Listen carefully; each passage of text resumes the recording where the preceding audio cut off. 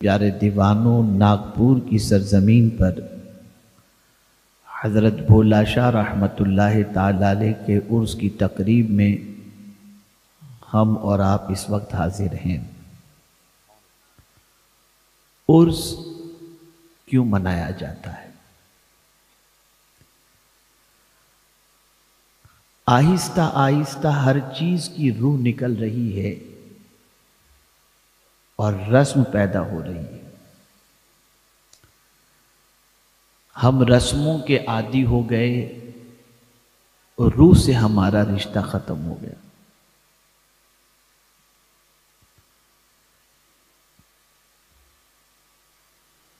اور جب روح سے واقفیت ہمارے اندر نہیں رہی تو ہر چیز اب رسمی بن چکی ہے کہ چلو رسم ادا کر لیں، اور یہی وجہ ہے کہ نماز ہو، روزہ ہو، حج ہو یا زکوٰۃ ہو، یہ بھی رسمی طور پر ہم ادا کرتے ہیں، تو اس کی وجہ سے ہماری زندگی میں کوئی تبدیلی نظر نہیں آتی۔ نماز پڑھنے والا جب نماز پڑھتا ہے تو بے حیائی سے رک جاتا ہے، لیکن آج نمازی بے حیائی سے نہیں رک رہا۔ حج کر کے آنے والا اتنا دیانت دار ہو جاتا ہے کہ اس کی دیانت داری کی قسم کھائی جا سکے۔ 50-100 سال پہلے کوئی حج کر کے آ جاتا، کسی محلے میں ایک حاجی ہوتا تھا، اور محلے میں کسی کا اختلاف ہو تو سب کہتے تھے حاجی صاحب جو کہہ دیں وہ فائنل۔ لیکن اب حج کر کے آنے کے بعد بھی زندگی نہیں بدلتی۔ ایک مہینے تک صبح صادق سے لے کر غروب آفتاب تک 3 چیزوں سے رکے رہے، وہ بھی حلال چیزوں سے۔ لیکن رمضان کے گزرنے کے بعد جو برکتیں رمضان کی تھیں، یا رمضان میں جس طریقے سے بندہ گناہوں سے بچا ہوا تھا، ادھر عید کا چاند نظر آیا، مسجد ویران، قرآن شریف طاق کی زینت، سب فنش۔ روزے بھی زندگی نہیں بدل رہے۔ وجہ کیا ہے؟ کہ ہم نے ہر چیز کو فارمولیٹی کے طور پر کرنا شروع کیا، مقصد سے غافل ہو گئے۔ نماز کیوں فرض کی گئی مقصد نہیں معلوم، روزہ کیوں فرض کیا گیا مقصد نہیں معلوم، حج کیوں فرض کیا گیا مقصد نہیں معلوم، زکوٰۃ کیوں مقصد نہیں معلوم، بس کرنا ہے تو کر رہے ہیں۔ ایسے ہی عرس کا بھی مسئلہ ہے۔ سال میں ایک دن بابا کی یاد منا لو، بھائی لنگر کھا لو، حاضری دے دو، چادر چڑھا دو، بس۔ اس لیے عرس نہیں ہے۔ اگر میں اعلیٰ حضرت عظیم البرکت امام عشق و محبت کا ایک شعر آپ کی نظر کروں تو پورا عرس کا مقصد امام عشق و محبت نے ایک شعر کے اندر بیان کر دیا۔ لفظ عرس کا استعمال تو نہیں فرمایا، لیکن مقصد عرس انہوں نے بیان کر دیا۔ کہتے ہیں اعلیٰ حضرت، تیرے غلاموں کا نقش قدم ہے راہ خدا، وہ کیا بہک سکے جو یہ سراغ لے کے چلے۔ یعنی عرس اس لیے ہے کہ صاحب عرس کے نقش قدم پر چلا جائے، اور جو ان کے نقش قدم پر چلتا ہے شیطان ان کو بھٹکا نہیں سکتا، گمراہ نہیں کر سکتا ہے۔ ہمیں تو بابا کے نام پہ نیاز کھانی ہے، بابا کے نقش قدم پر تو نہیں چلنا نا۔ آئیے میں ایک چیز آج آپ کو بتاؤں گا، اور میں چاہوں گا کہ اس چیز کو اپناؤ۔ دنیا میں چھوٹا بچہ ہو، بڑا آدمی ہو، میاں بیوی ہو، بھائی بہن ہو، ساس سسر ہو، کچھ بھی ہوں، ہر ایک کی ایک تمنا ہوتی ہے کہ لوگ مجھ سے محبت کریں۔ کوئی یہ نہیں چاہتا کہ لوگ نفرت کریں۔ ہر کوئی یہ چاہتا ہے کہ لوگ مجھ سے محبت کریں. بھولا شاہ بابا کو آپ نے نہیں دیکھا ہوگا لیکن محبت کر رہے ہیں. سلطان الہند کے وصال کو صدیاں گزر گئیں، محبت کر رہے ہیں. غوث پاک کو صدیاں گزر گئیں، نہیں دیکھا، محبت کر رہے ہیں. اعلی حضرت کو نہیں دیکھا، محبت کر رہے ہیں. سوال یہ پیدا ہوتا ہے کہ ان کی محبت دل میں کیسے اللہ پیدا کرتا ہے اور کیوں پیدا کرتا ہے؟ وہ کون سی چیز ہے؟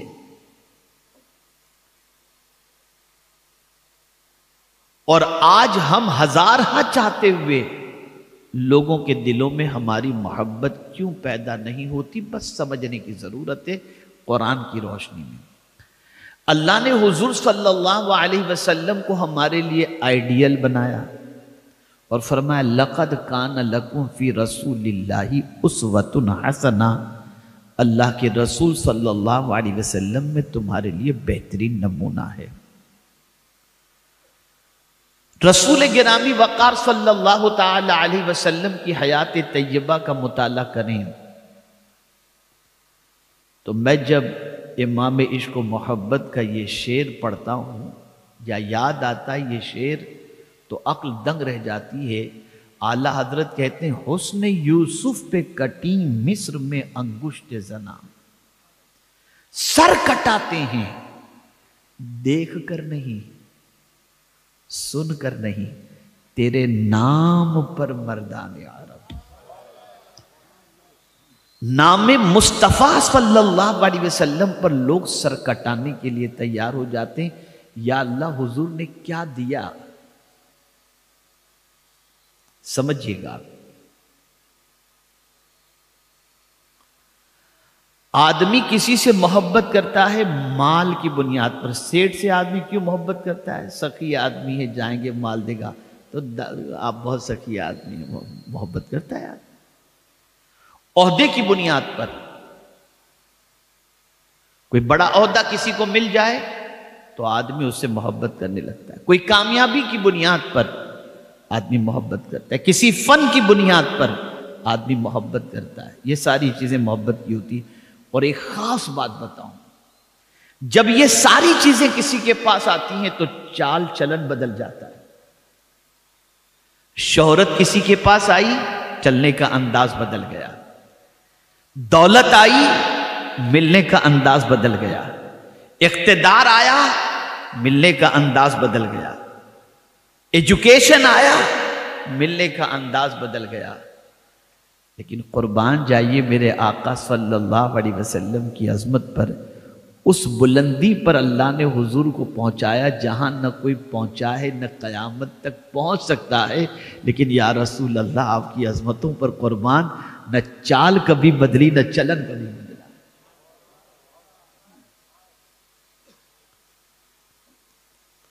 اب رسول اعظم صلی اللہ علیہ وسلم کی محبت لوگوں کے دلوں میں کیوں؟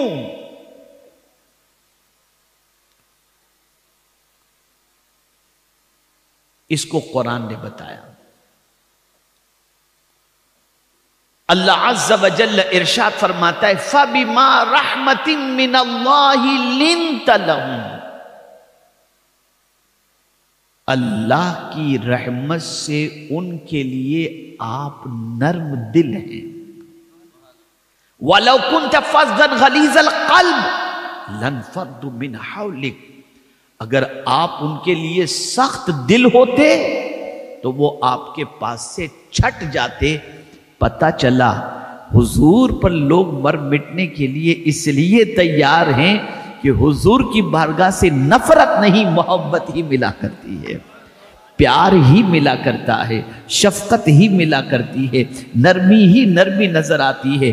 اے رسول گرامی وقار صلی اللہ تعالی علیہ وسلم کے پیارے دیوانوں، اللہ اگر کسی کو نرمی کی دولت عطا فرما دے تو یہ وہ نہ سمجھے کہ نرمی کی بنیاد پر وہ بزدل ہو گیا، نرمی کی وجہ سے اس کا وقار گھٹ گیا، نرمی کی وجہ سے لوگ اسے پوچا سمجھیں گے، نرمی کی وجہ سے اسے لوگ کمزور سمجھیں گے، نرمی کی وجہ سے لوگ اسے بے وقوف سمجھیں گے. نہیں، آقا کریم صلی اللہ علیہ وسلم کی ایک حدیث اعلیٰ حضرت عظیم البرکت امام عشق و محبت نے الامن والعلا کے اندر نقل فرمائی. آقا کریم صلی اللہ علیہ وسلم فرماتے ہیں اللہ اگر کسی کو نرم دل عطا فرما دے تو سمجھ لو اس کو میری رحمت سے کچھ حصہ مل گیا ہے. یہ ہے نرمی. ہم کہتے ہیں گرمی کے بغیر کام نہیں چلے گا، اور قرآن کہتا ہے نرمی کے بغیر محبت نہیں ملے گی.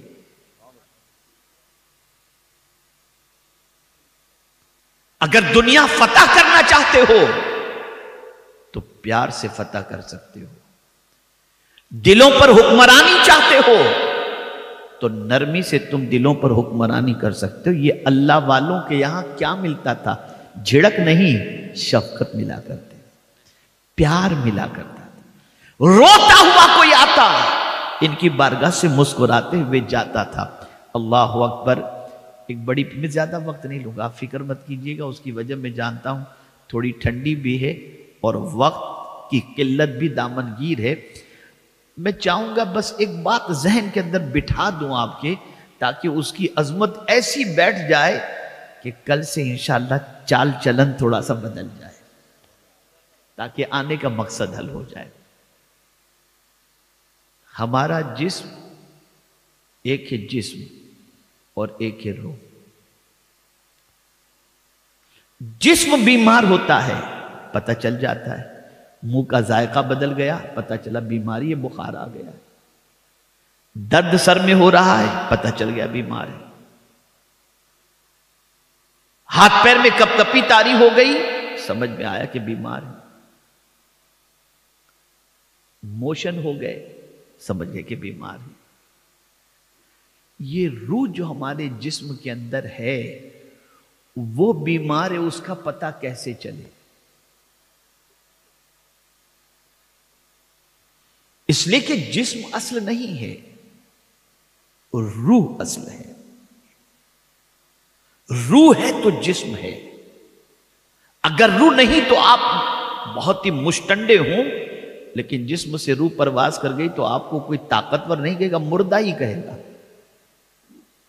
کوئی زندہ نہیں کہے گا. یہاں ایک بات یاد آ گئی، ضمناً میں عرض کر دوں، بڑی پیاری بات یاد آ گئی. دو لوگوں میں زمین کا جھگڑا چل رہا تھا. یہ زمین کا ٹکڑا میرا، دوسرا کہہ رہا تھا یہ زمین کا ٹکڑا میرا. دونوں میں جھگڑا چل رہا تھا. اب فیصلہ کیسے ہو؟ حضرت موسیٰ علیہ السلام کا دور. کیسے پتا چلے کہ زمین کا ٹکڑا کس کا ہے؟ کاغذات تو تھے نہیں اس زمانے میں. کہا چلو چلتے ہیں موسیٰ علیہ السلام کے پاس. پہنچے حضرت موسیٰ علیہ السلام کے پاس اور عرض کرنے لگے حضور. بیچ والے ایک شخص نے کہا حضور یہ دونوں جھگڑا کر رہے ہیں، یہ وہ کہہ رہا ہے یہ زمین کا ٹکڑا میرا، یہ زمین کا ٹکڑا میرا. آپ ہی کچھ فیصلہ فرما دے، ادھر ادھر کر کے ایک کو اس کو اس طریقے سے بانٹ دے، کچھ بھی کریں. آپ نے فرمایا میں نبی ہوں، نبی، یہ ادھر ادھر والی بات نہیں. چلو کس زمین کے بارے میں یہ کہہ رہے ہیں کہ یہ زمین کا ٹکڑا میرا؟ کہا حضور وہ فلاں جگہ پہ جو زمین ہے نا. کہا چلو اس زمین کے پاس. میں زمین سے پوچھوں گا زمین تو کس کی، مجھے ان سے نہیں پوچھنا. بہت غور سے سنیے گا، اگر یہ بات یاد رہ گئی تو زندگی سنور جائے گی آپ کی. میں زمین سے پوچھوں گا اے زمین تو کس کی. گئے وہ لوگ. حضرت موسیٰ علیہ السلام نے زمین سے فرمایا اے زمین، یہ تفسیر میں موجود ہے، اے زمین یہ بتا، یہ کہہ رہا ہے تو اس کی، یہ کہہ رہا ہے تو اس کی، تو ہے کس کی؟ تو اس نے کہا یا موسیٰ علیہ السلام سب سے پہلے تو میں آپ کو سلام پیش کرتی ہوں اور میں آپ سے یہ کہتی ہوں یہ کہہ رہا ہے میں اس کی، یہ کہہ رہا ہے میں اس کی، میں دونوں کی نہیں ہوں. اب جو آگے اس نے کہا وہ سنیے. میں دونوں کی نہیں ہوں بلکہ ان قریب یہ دونوں میرے پاس آئیں گے. ان قریب یہ دونوں میرے پاس آئیں گے تو یہ دونوں میرے ہیں، میں کسی کی نہیں ہوں، میں کسی کی نہیں ہوں. اے رسول گرامی وقار صلی اللہ تعالی علیہ وسلم کے دیوانوں، تو عرض یہ کر رہا تھا کہ آقائے کریم صلی اللہ تعالی علیہ وسلم نے نرمی کے بارے میں کیا فرمایا؟ روح اور جسم، اس کو دیکھ لیجئے، روح بیمار ہوتی ہے اس کا بھی پتہ چل جاتا ہے، اگر نیکی کی بات اچھی نہ لگے روح بیمار ہے، قرآن پڑھ کر کے سکون نہ ملے روح بیمار ہے، اللہ اور اس کے رسول کے ارشاد کو سننے کے بعد طبیعت میں زندگی بدلنے کا جذبہ پیدا نہ ہو روح بیمار ہے، مسجد کے اندر جانے کا دل نہ چاہے روح بیمار ہے، قرآن شریف پڑھنے کا دل نہ چاہے روح بیمار ہے۔ اور ایک بڑی پیاری بات ایک صوفی نے فرمائی، اور سب سے بڑی پہچان روح کی یہ ہے کہ وہ بیمار ہے، اس کو جاننے کا ایک طریقہ یہ ہے، کسی کو پریشانی میں دیکھ کر اگر دل غمگین نہ ہو تو سمجھ لینا کہ روح بیمار ہے، سمجھ لینا کہ روح بیمار۔ اللہ کے رسول صلی اللہ تعالی علیہ وسلم اتنے نرم دل تھے، اتنے نرم دل تھے، اتنے نرم دل تھے کہ رسول گرامی وقار صلی اللہ تعالی علیہ وسلم کسی کا غم دیکھ ہی نہیں سکتے تھے، دیکھ ہی نہیں سکتے تھے۔ آقا کریم صلی اللہ علیہ وسلم تشریف لے جا رہے تھے، ایک بچی کو حضور صلی اللہ علیہ وسلم نے دیکھا، وہ رو رہی ہے، اور سرکار صلی اللہ علیہ وسلم تشریف لے جا رہے تھے قمیص خریدنے کے لیے، 10 درہم تھے حضور صلی اللہ علیہ وسلم کے پاس، 4 کا حضور صلی اللہ علیہ وسلم نے قمیص خریدا، ایک نے مانگا حضور صلی اللہ علیہ وسلم نے اسے دے دیا، بچی کو دیکھا رو رہی ہے، بیٹی کیوں رو رہی ہو؟ یا رسول اللہ صلی اللہ تعالی علیہ وسلم، میری سیٹھانی نے، میری مالکن نے مجھے کچھ خریدنے کے لیے پیسے دیے تھے، میں لے کر نکلی، پیسے میرے گم گئے، اب رو رہی ہوں کہ سرکار میں گھر جاؤں کیسے بغیر چیز لیے، وہ مجھے سزا دے گی تو کیا ہوگا؟ آقا کریم صلی اللہ علیہ وسلم نے فرمایا یہ لے پیسے اور چیزیں خرید لے، اب وہ چیز خرید لی، اب خرید کر سرکار صلی اللہ علیہ وسلم تشریف لے جا رہے تھے، پھر دیکھا وہ وہیں کھڑی رہ کر رو رہی ہے، تو آقا نے پوچھا اب کیوں رو رہی ہے؟ دیکھیں نرم دلی، ایک وہ بچی جو کسی کی خادمہ ہے، کسی کی کنیز ہے، کنیز کی بیٹی، اس بچی کو حضور نے دیکھا روتے ہوئے، سرکار صلی اللہ علیہ وسلم نے فرمایا بیٹی اب کیوں رو رہی ہے؟ کہا حضور میں چیز تو خرید لی، لیکن میں اگر گھر پہنچوں گی اور مجھ سے پوچھا گیا کہ تجھے آنے میں تاخیر کیوں ہوئی، اور اس تاخیر کی وجہ سے اگر میری مالکن مجھے مارے گی تو اس کے ڈر سے رو رہی ہوں۔ سرکار نے فرمایا غم نہ کر، میں تیرے ساتھ چلتا ہوں، میں تیرے ساتھ چلتا ہوں۔ آقا کریم صلی اللہ علیہ وسلم ساتھ تشریف لے گئے، پوچھا کون سا گھر؟ کہا حضور یہ گھر۔ آقا کریم صلی اللہ علیہ وسلم نے باہر سے سلام پیش کیا، اندر والوں نے سنا، آہستہ سے جواب دیا، سرکار صلی اللہ علیہ وسلم نے دوبارہ سلام کیا، ان کے بلند آواز سے جواب نہ آنے کی وجہ سے، پھر انہوں نے سلام کا جواب دیا لیکن آہستہ سے جواب دیا۔ رسول اعظم صلی اللہ علیہ وسلم نے تیسری بار سلام کیا، اندر والوں نے سلام سنا، آہستہ سے جواب دیا، بلند آواز سے جواب نہیں دیا انہوں نے۔ سرکار صلی اللہ علیہ وسلم جانے لگے، دروازہ کھول کر کے وہ باہر آئے، یا رسول اللہ صلی اللہ تعالی علیہ وسلم ہم نے پہچان لیا تھا کہ یہ آپ کی آواز ہے سرکار، ہم نے چاہا کہ آپ بار بار ہمیں سلامتی کی دعا عطا فرمائیں، اس لیے ہم آہستہ سے جواب دیے۔ سرکار فرمائے کیسے آنا ہوا؟ آقا کریم صلی اللہ علیہ وسلم نے فرمایا یہ جو بچی ہے نا جو تمہارے یہاں خدمت کر رہی ہے، اس سے پیسے گم ہو گئے تھے تو اس کو پیسے میں نے دے دیے، اب آنے میں اس کو تاخیر ہوئی تو ڈر رہی تھی کہ کہیں تم اس سے سزا نہ دو، تو میں اس کی سفارش لے کر کے آیا ہوں۔ اللہ اکبر! جیسے ہی گھر والوں نے سنا، کہا حضور جس کی سفارش آپ فرما دیں، سزا تو بہت دور کی بات ہے، ہم نے اللہ کے لیے اس کو آزاد کر دیا۔ یہ ہے نرمی. کسی بچی کے آنکھ میں آنسو حضور نہیں دیکھا. ارے یہاں تک کہ یہودی کا جنازہ جا رہا تھا, سرکار رو پڑے. صحابہ نے عرض کیا یا رسول اللہ صلی اللہ علیہ وسلم یہ یہودی کا جنازہ ہے. آقا نے فرمایا ہاں میں جانتا ہوں یہ یہودی کا جنازہ ہے. یا رسول اللہ صلی اللہ تعالی علیہ وسلم اس پر آپ آنسو بہا رہے ہیں؟ آقا فرماتے ہاں میں اس لیے رو رہا ہوں, کاش کہ یہ کلمہ پڑھ لیتا تو آج جنت کا مسافر بن کر کے جاتا. یہ فکر تھی. میرے پیارے آقا صلی اللہ تعالی علیہ وسلم کے پیارے دیوانوں, اسی نرمی کی بنیاد پر جہاں بہت ساری خوبیاں آقا کریم صلی اللہ علیہ وسلم میں تھیں, بلکہ خوبیوں کے پیکر تھے, لیکن لوگوں کے دلوں میں اللہ نے جو حضور کی محبت پیدا فرمائی اس کی کئی وجوہات میں سے ایک سب سے بڑی وجہ یہ تھی کہ سرکار بہت نرم دل تھے.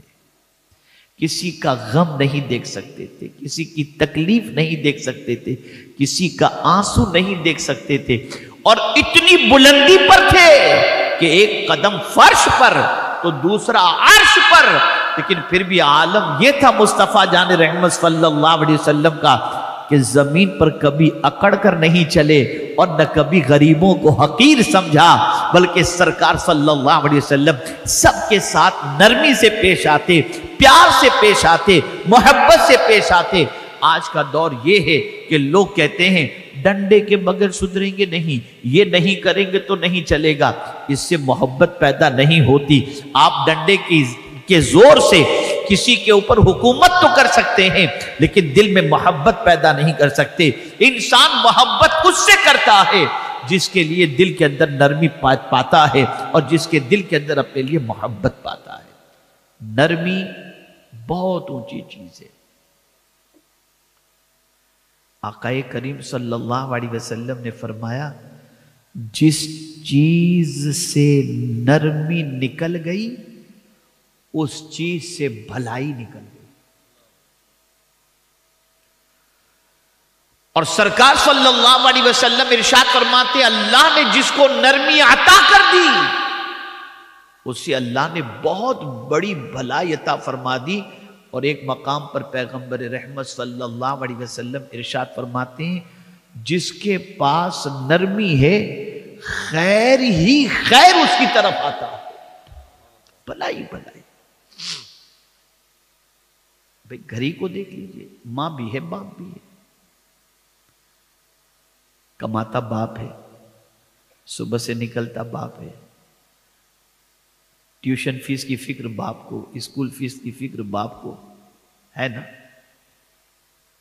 علاج کا پیسے کا انتظام باپ کو, شادی کے خرچی کی ذمہ داری باپ کو. لیکن سر میں درد ہوتا ہے تو بچہ کہتا ہے ماں, کبھی باپ کو یاد ہی نہیں کرتا. پیٹ میں او ماں کہتا ہے. وجہ کیا ہے؟ اس لیے کہ جتنا پیار ماں سے بچے کو ملتا ہے اتنا پیار باپ سے بچے کو نہیں ملتا. تو جہاں پیار زیادہ, اور خود حضور صلی اللہ علیہ وسلم نے فرمایا, ایک صحابی حاضر ہوئے آقا کریم صلی اللہ علیہ وسلم سے عرض کرتے مجھ پر سب سے زیادہ حق کس کا؟ سرکار نے فرمایا تمہاری ماں کا. پھر عرض کرتے اس کے بعد؟ کہا تمہاری ماں کا. پھر عرض کرتے اس کے بعد؟ حضور نے فرمایا تمہاری ماں کا. پھر عرض کرتے ہیں چوتھی بار کی پھر کس کا؟ حضور نے فرمایا تمہارے باپ کا. 3 حق ماں کی حضور صلی اللہ علیہ وسلم نے بتا کر اس طریقے سے ارشاد فرمایا 3 مرتبہ فرما کر کہ پیار سارا تو تیری ماں کی. اس لیے یاد رکھیں باپ مر جائے, غور کیجئے گا, یہ معاشرے کی سچویشن میں آپ کو بتا رہا ہوں, باپ مر جائے تو ماں کو تو کوئی بھی رکھ لیتا ہے, لیکن ماں کے انتقال کے بعد باپ کو اکیلے سنبھالنا یہ بڑا ڈیفیکلٹ ہو جاتا ہے. ایک بیٹا کہے گا 4 دن کے لیے تو لے جا, دوسرا کہے گا اور ماں ہوگی تو ماں میرے پاس ہی رہے گی.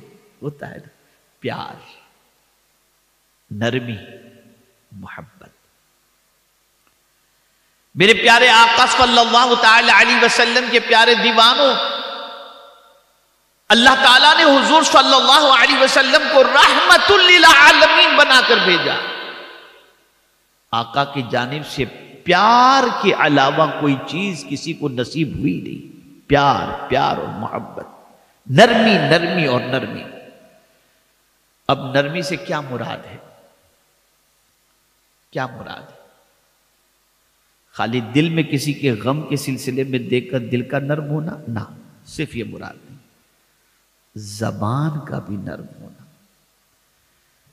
حضرت موسیٰ علیہ السلام اور حضرت ہارون کو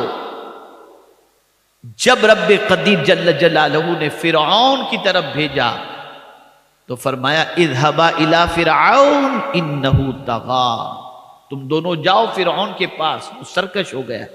وَقُولَا لَهُ قَوْلًا لَيِّنًا، اور تم دونوں اس سے نرمی سے بات کرو. جس کے کلام میں نرمی ہو، جس کی چال چلن کے اندر نرمی ہو، جس کے مزاج کے اندر نرمی ہو، اللہ رب العزت جل جلالہ اس کو خیر کی دولت سے مالا مال فرما دیتا ہے، اسے بھلائی خوب عطا فرما دیتا ہے. یہ جو منطق ہمارے ذہن کے اندر بیٹھ گئی کہ جب تک کہ دو چار گالی نہ بولو نا تب تک سدھرتا نہیں ہے، یہ ہمارا فارمولہ اپنا ہے. لیکن سرکار صلی اللہ علیہ وسلم کا فارمولہ تو یہ ہے، پیار سے دنیا جیت جاؤ، پیار سے سب کچھ جیت جاؤ. پیار جہاں ملے گا بندہ وہاں لوٹے گا. جہاں محبت زیادہ ملتی ہے بندہ اس طرف جاتا ہے. جہاں شفقتیں زیادہ ملتی ہیں آدمی وہاں جاتا ہے. بڑی معذرت کے ساتھ میں عرض کروں گا، بڑی معذرت کے ساتھ، آج کی ماؤں کے پاس بھی ٹائم نہیں ہے اپنے بچوں کو پیار دینے کا.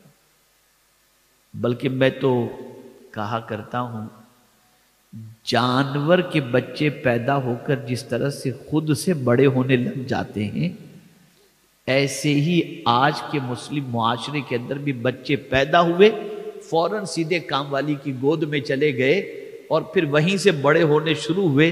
نہ ماں کی ممتا اسے نصیب ہوتی ہے، نہ ماں کا پیار نصیب ہوتا ہے، نہ ماں کی شفقتیں نصیب ہوتی ہیں.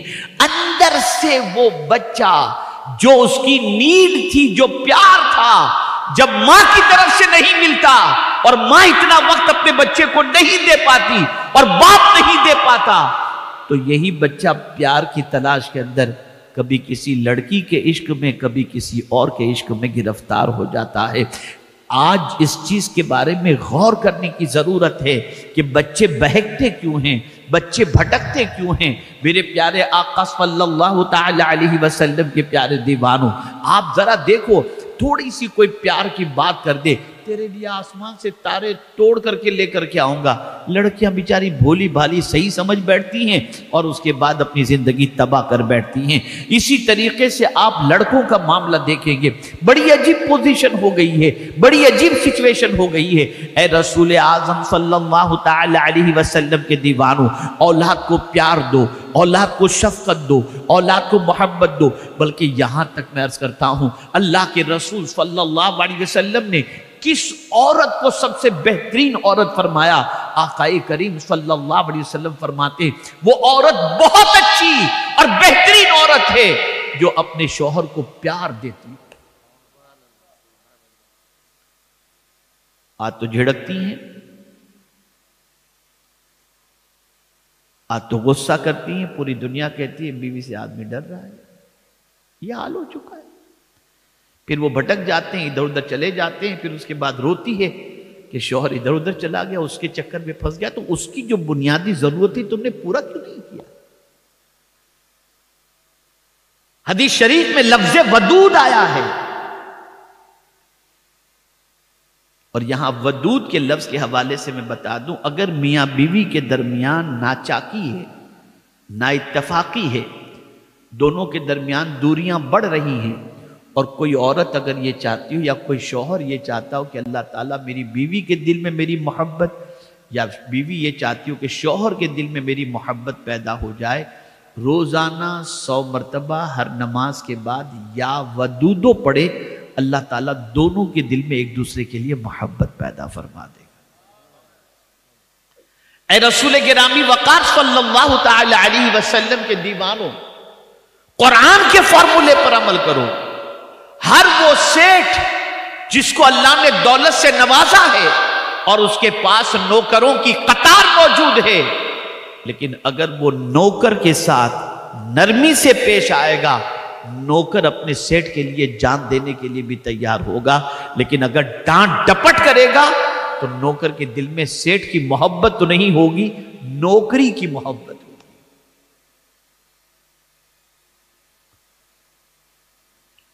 میرے پیارے آقا صلی اللہ تعالی علیہ وسلم کے پیارے دیوانوں، اسی طریقے سے گھر میں اگر باپ ہے، گھر میں ساس ہے، گھر میں سسر ہے، گھر کے اندر شوہر ہے، بڑے جتنے بھی ہیں، ان کے لیے رسول اعظم صلی اللہ علیہ وسلم نے تعلیم عطا فرمائی، اور اس تعلیم کو ذہن میں رکھو۔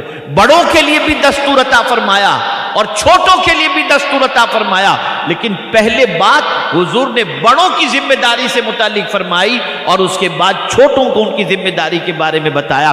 آقا کریم صلی اللہ علیہ وسلم ارشاد فرماتے ہیں، من لم یرحم صغیرنا ولم یوقر کبیرنا فلیس منا، جو چھوٹوں پر شفقت نہیں کرتا، پیار نہیں دیتا، محبت چھوٹوں پر نہیں کرتا، اور جو چھوٹے بڑوں کا رسپیکٹ نہیں کرتے، سرکار فرماتے ہیں فلیس منا، وہ ہمارا ہے ہی نہیں۔ آج بہت سارے باپ کہتے ہیں میرا بیٹا تو میرے کو دیکھ کے پلنگ کے نیچے چھپ جاتا ہے، اور اس کو وہ کمال سمجھتے ہیں، اس کو کمال سمجھتے ہیں۔ میں یہ نہیں کہتا کہ بیٹے کے ساتھ بیٹھ کر آپ سگریٹ پیو یا پکچر دیکھو، لیکن اتنا تو ہے نا کہ بیٹے کو آپ کی طرف سے پیار تو ملنا چاہیے نا، وہ اپنا معافی ضمیر آپ کے سامنے کہہ تو سکے، اتنا ڈرے کہ اپنی پریشانی کسی اور سے ذکر کرے اور آپ سے ذکر نہ کرے، یہ مزاج بدلنا ہوگا۔ کبھی بھی یہ نہ سوچنا کہ کسی کے ساتھ تم نرمی سے پیش آؤ گے تو تم محروم رہو گے، نہیں۔ حدیث مبارکہ میں آقا کریم صلی اللہ علیہ وسلم فرماتے ہیں، ارحموا من فی الارض یرحمکم من فی السماء، تم زمین والوں پر مہربانی کرو، آسمان کا مالک تم پر مہربانی کرو۔ یہ حدیث شریف ہے، یہ آقا کریم صلی اللہ علیہ وسلم کا ارشاد ہے۔ میرے پیارے آقا صلی اللہ تعالی علیہ وسلم کے پیارے دیوانوں، اللہ عز و جل ہمیں روزی دیتا ہے۔ اب سمجھیے گا جو بات کی طرف میں آپ کو لے جانا چاہتا ہوں، اس کو سمجھیے گا۔ اللہ خالق ہے، ہم دن میں کئی مرتبہ سنتے ہیں اپنے کانوں سے اللہ اکبر اللہ اکبر، اللہ سب سے بڑا ہے، اللہ سب سے بڑا ہے۔ سنتے یا نہیں سنتے؟ جواب دیجیے آپ، بولیے، سنتے ہیں نا؟ اللہ سب سے بڑا ہے۔ کتنا بڑا ہے؟ تو وہی بڑا ہے، اور بڑائی اسی کے لیے ہے، اور کسی کے لیے بڑائی ہے ہی نہیں۔ اب بات بڑائی کی آئی تو میں عرض کروں، جو شخص کسی وجہ سے خود کو بڑا سمجھے کہ میں بہت بڑا سیٹھ ہوں، میں بہت طاقتور ہوں، اور اس بات پر وہ اکڑتا ہو اور تکبر کرتا ہو، تو جانتے ہو اس کے بارے میں اللہ عز و جل کا ارشاد کیا ہے؟ حدیث قدسی ہے، رب فرماتا ہے کبریائی، بڑائی، ردائی یہ میری چادر ہے، بڑائی میری چادر ہے، اور جو میری چادر کے سلسلے میں مجھ سے جھگڑا کرے میں اس کو ٹکڑے ٹکڑے کر ڈالوں۔ تو خود کو کبھی بڑا نہ سمجھو، بڑا صرف اللہ ہے، وہی سب سے بڑا ہے، وہی سب سے بڑا ہے، وہی سب سے بڑا ہے۔ لیکن جیسے ہی ہم قرآن کھولتے ہیں، جیسے ہی کسی کام کے آغاز کے بارے میں حدیث پڑھتے ہیں، تو جانتے ہیں اللہ اکبر کیا ملتا ہے۔ جیسے ہی قرآن ہم نے کھولا، بسم اللہ الرحمن الرحیم، اللہ کے نام سے شروع جو نہایت رحم فرمانے والا، نہایت اتنا بڑا کہ ملک کا مالک جسے چاہے اسے ملک عطا فرما دے، جسے چاہے اسے عزت عطا فرما دے، جسے چاہے اسے ذلت عطا فرما دے، لیکن اپنی شان کیا بیان کرتا ہے؟ رحمان و رحیم. اور فرماتا ہے اگر کوئی کام تم شروع کرنا چاہو تو پہلے اس کو رحمان و رحیم کہہ کر کے پکارو اور بسم اللہ شریف پڑھ لو، اللہ تمہارے سارے کام کو آسان فرما دے گا، آسان فرما دے گا.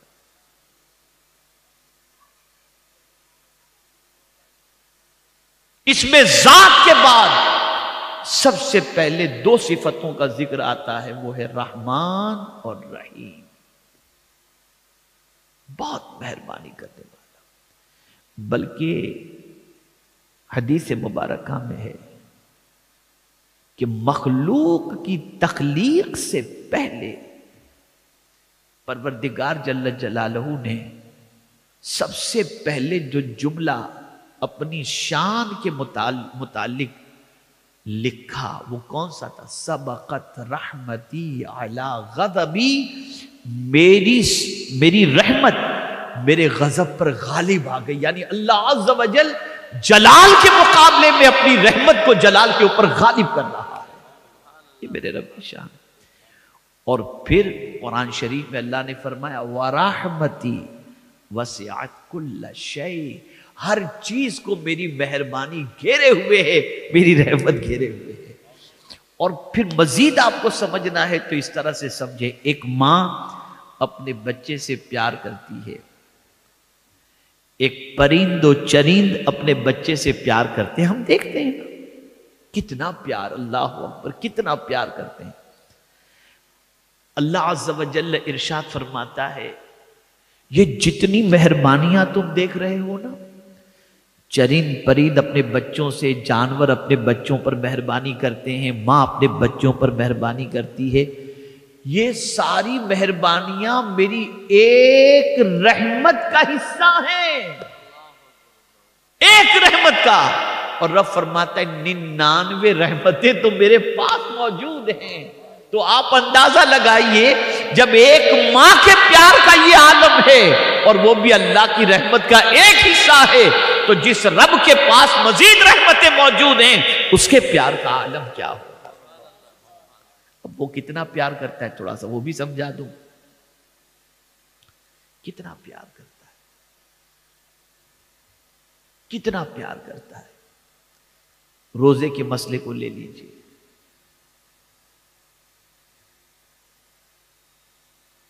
روزہ مسلمانوں پر فرض کیا گیا، لیکن اب ظاہر سی بات ہے آدمی سفر میں رہے. اب امریکہ سے کوئی انڈیا آ رہا ہے تو ٹائم کا فرق ہی 10.5 گھنٹے کا ہو جاتا ہے. اور یہاں سے اگر کوئی امریکہ جاتا ہے تو آپ دیکھ لیں صبح کی فلائٹ پکڑا، حالانکہ سفر کے 18 گھنٹے کا، لیکن پہنچتا ہے تو وہاں دوپہر ہوتی ہے. تو اتنا لمبا روزہ آدمی رکھے گا کیسے؟ کوئی بیمار ہوتا ہے، بیمار روزہ کیسے رکھے؟ تو قربان جائیے میرے رب کی عظمت پر. فَمَنْ كَانَ مِنْكُمْ مَرِيضًا أَوْ عَلَى سَفَرٍ فَعِدَّةٌ مِّنْ أَيَّامٍ أُخَرَ يُرِيدُ اللَّهُ بِكُمُ الْيُسْرَ وَلَا يُرِيدُ بِكُمُ الْعُسْرَ. قرآن کہتا ہے کہ اگر تم مریض ہو یا سفر میں ہو تو بعد میں گنتی پوری کر لینا. یعنی 30 کا اگر رمضان ہوا تو تم بعد میں روزے رکھ کے 30 پورے کر لینا. 29 کا اگر رمضان ہوا تو گنتی پوری کر دینا. اور پھر اس جملے نے تو اللہ کے پیار کی انتہا کا اعلان کر دیا. یرید اللہ بکم اليسر ولا یرید بکم العسر. اللہ تمہارے لیے آسانی چاہتا ہے، تکلیف نہیں چاہتا. سوچو آپ.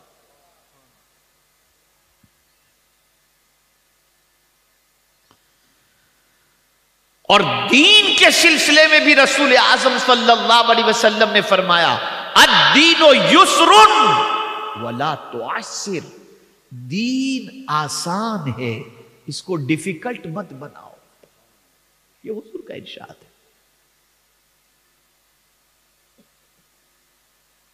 اب بات تھوڑی سی واضح ہو گئی کہ نرمی میں اللہ نے کتنا خیر اور نرمی میں اللہ نے کتنا فائدہ رکھا ہے. اور یہ میں اپنی طرف سے نہیں کہہ رہا، میں نے قرآن اور حدیث کی روشنی میں آپ کی سماعتوں کے حوالے کیا۔ تو اے رسول اعظم صلی اللہ تعالی علیہ وسلم کے دیوانوں، نرمی اختیار کرو۔ اور حضور صلی اللہ علیہ وسلم نرمی کو پسند فرماتے تھے، سختی کو سرکار صلی اللہ علیہ وسلم پسند نہیں فرماتے تھے۔ ہاں البتہ ایک بات ضرور ہے، جہاں شریعت نے اجازت دی ہے وہاں پر آپ سختی کر سکتے ہیں۔ مثال کے طور پر کوئی حدود شریعت کی پامالی کر رہا ہو، کوئی حد شرع سے تجاوز کر رہا ہو، کوئی شریعت کے قانون کو توڑ رہا ہو، تو میرے پیارے آقا صلی اللہ علیہ وسلم کے پیارے دیوانوں، اگر کوئی اسلامی حکومت ہے تو پھر وہاں پر قانون شریعت کا جو ہے اس کے نفاذ کے سلسلے میں پھر نرمی نہیں ہوتی، پھر اللہ کے قانون کو نافذ کرنے کا معاملہ ہوا کرتا ہے۔